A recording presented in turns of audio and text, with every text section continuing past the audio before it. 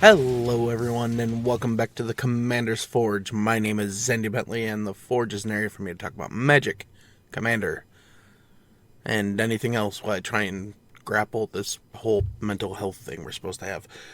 Now, today I am going to finish up what I do for my quote-unquote reviews of a set. Last week we looked at just some of the cards that had been spoiled so far.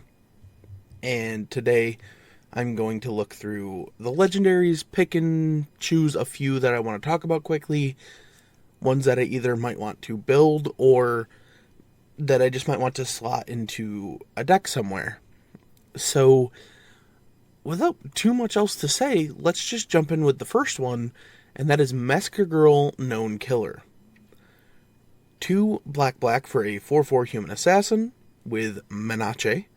Creatures you control have Wither, and whenever a creature an opponent controls dies, if its toughness was less than 1, you draw a card. So, I know everybody's gonna see this as like the build it as a -1/-1 counters deck. I'm thinking more along the lines of if all of our creatures have Wither,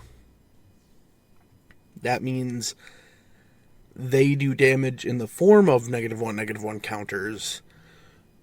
We just play big beat sticks in black. So what I'm thinking of for this is I kind of want to build it out as like an artifact rampy, just go large with multiple creatures deck. And who knows, maybe I'll do a sub-theme with the -1/-1 counters, but I don't want that to be, like, the main theme, you know what I mean? So, yeah, I really do like the design of this card. I think it goes real nicely with her original card, so, yeah, that's kind of all I have to say about her. The next one that I wanted to talk about was Etrata Deadly Fugitive. 1 blue-black for a 1/4 vampire assassin with Death Touch. And she says, face down creatures you control have for 2 a blue and a black. Turn this creature face up. If you can't, exile it. Then you may cast the exiled card without paying its mana cost. Whenever an assassin you control deals combat damage to a player, cloak the top card of that player's library. So, in addition to playing this with like morphs and things with disguise, when you cloak something, it doesn't necessarily have to be like a creature. It could be anything. So this gets around not being able to turn those creatures face up and do something useful with them. Another thing that this might be fun to run with her is things that manifest cards, because you manifest from the top of your library, so you're not always going to have a creature that way either. I just thought it was a cool way to do, I don't know, stuff with morphs, stuff with the new cloak and disguise abilities. Will I get around to building it? I don't know. The truth of the matter is, I do enjoy brewing decks, but a lot of times it's, I'll look at something and I'll already have like the base idea for what I want to do, and from there I'll continue. And with Etrata, I have the starting of a base of what I would want to do. The problem is there's already the morph deck, and I don't know if what Etrata's doing is better, you know what I mean? So it's going to be hard for me to justify building her. But next up in the Carnival of Legendary Creatures, pun totally intended there, is Judith Carnage Connoisseur. For 3, a black and a red, you have a 3/4 human shaman, and whenever you cast an instant or sorcery spell, you can choose to either have the spell gain Death Touch and Lifelink, or create a 2/2 red imp creature token with when this creature dies, it does 2 damage to each opponent. So we have a Rakdos Spellslinger deck, And I kind of love the idea of, just being able to, like, keep your life total up with things that are gonna, do damage to things. But then there's a side of me that's like, what if we just run, like, all of the impulse draw cards, make a ton of imps, and then give them haste? So I feel like there's options, and you're probably going to end up somewhere in between the two of those, where you do have some of the stuff that you want to just gain Death Touch and Lifelink, but then you also kind of want to go wide. So I'm not saying I'm going to build this. I already have a couple Rakdos decks, and I don't know if I need another one. That said, she already might fit somewhere else. I just have to kind of sit down and think about it.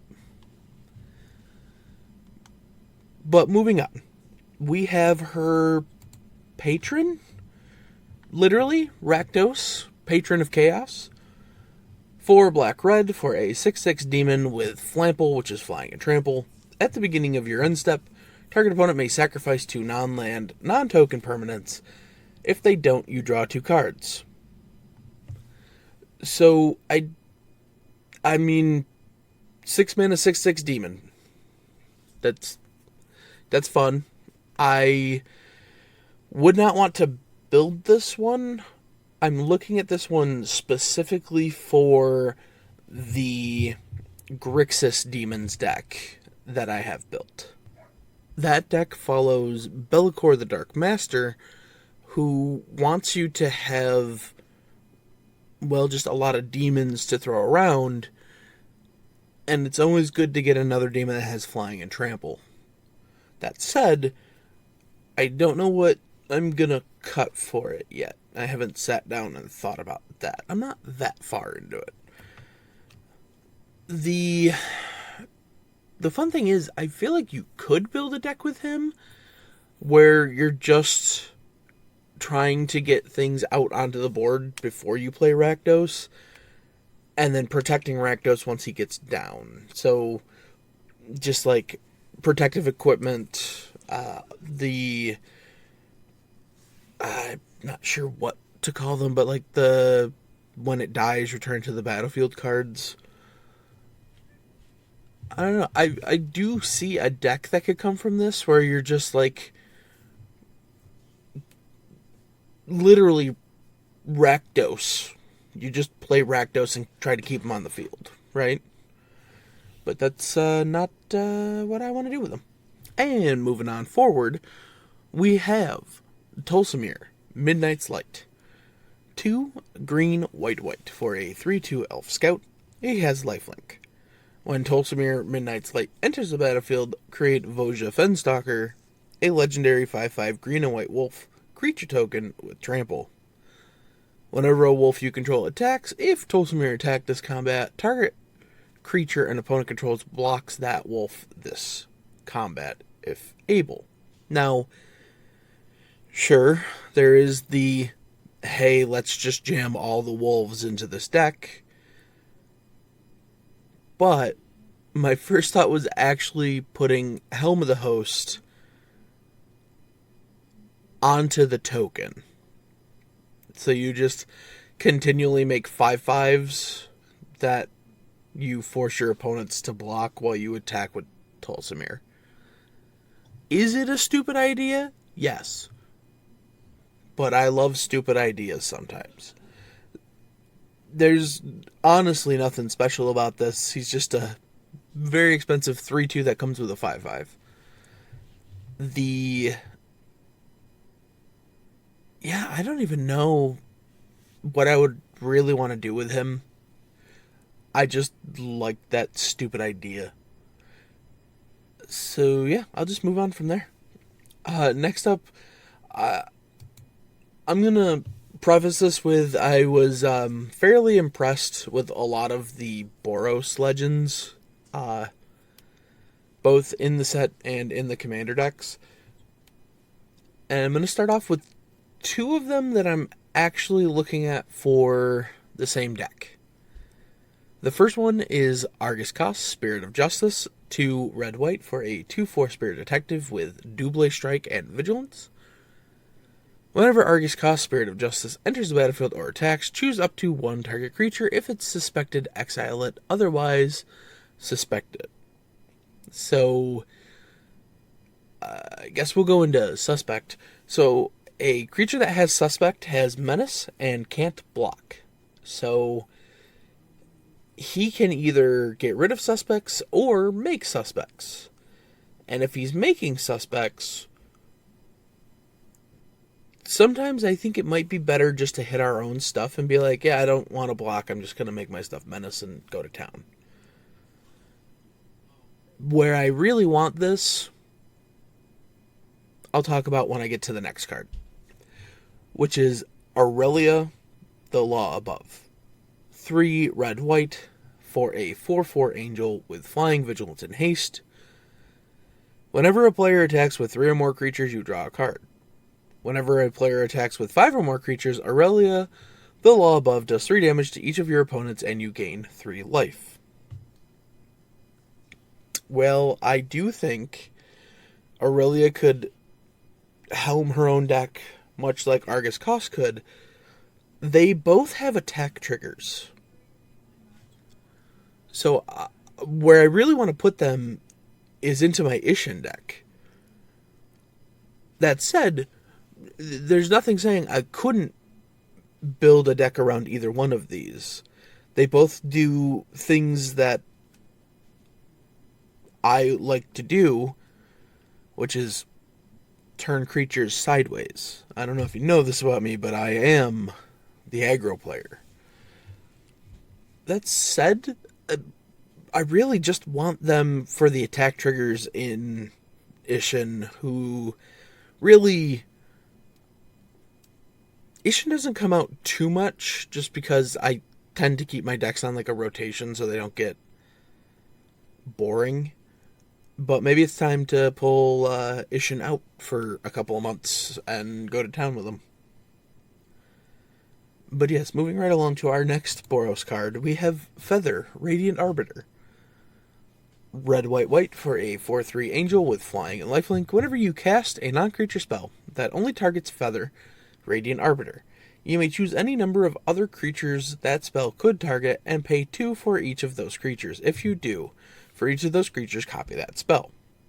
The spell targets that copy. The only downside is that you have to pay the 2 to copy it, so it's like the, what's the ability from Theros? The Inspired ability? Is that the one where you could, like, target multiple things, but you have to pay an additional cost, or is that the untap one? Either way, that's the only downside here, and I feel like you could put this version of Feather at the top of her own deck and just go to town with some pump spells.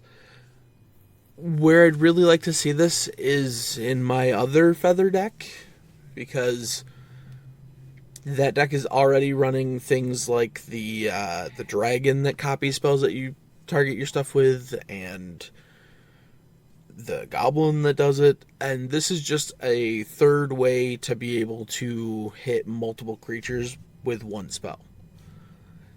It's expensive, but I think it'd be worth it. And with that brings us to the last card I want to really talk about here, and that is Nellyborka, Impulsive Accuser. Now, this is another one that could go into the Ishin deck. Who knows? Maybe. This also does go really well with the Argus Cost. So, Nellyborka, Impulsive Accuser is 2, a red and a white for a 2/4 human detective with vigilance. Whenever Nellyborka, Impulsive Accuser attacks, suspect target creature. Then go to all suspected creatures. Whenever 1 or more creatures an opponent controls deals combat damage to 1 or more of your opponents, you and the controller of those creatures each draw a card. So, again, this could go in Ishin. this could go with Argus costs, either at the head of the deck or just in the 99. But it does two things that I really like. The first is goading the suspected creatures, because you might not be the only one suspecting creatures, so you could hit multiple things. But then incentivizing our opponents to hit each other, which is one of the best things you can do in a Boros deck to draw cards. Sure, they also get to draw cards, and that's like the downside of the white part of the Color Pie's ability to draw cards. I don't know. I kind of like it. And I could see like a Boros lockdown type deck where you're just running all the things that like pillow fort to make it harder to attack you. I don't know. I'm kind of like I'm a monster like that. Yeah, I'll say it. That is kind of the things I would do. But yeah, that's kind of it for the legendary creatures that I really wanted to talk about. And I believe the set comes out like technically in 2 weeks, but I'm pretty sure pre-release is like this Friday. So yeah, next week maybe we'll be talking about some sweet polls or sweet games. That said, this is already running close to the 20-minute mark, so I don't think we're going to do our mid-roll today, and we're just going to call it here. So I hope y'all enjoyed it, and I'll see you next time. Bye-bye. Thank you for listening. All of my links can be found in my link tree in the description below. I would like to thank Ian Foss and Cody Mulpey of the band The Crypt for allowing me to use music for my opening and ending, along with Nate and Erica Jacobs for making my original logo. And I would also like to thank Christina McNichol for creating my new logo. And I'll see you next time.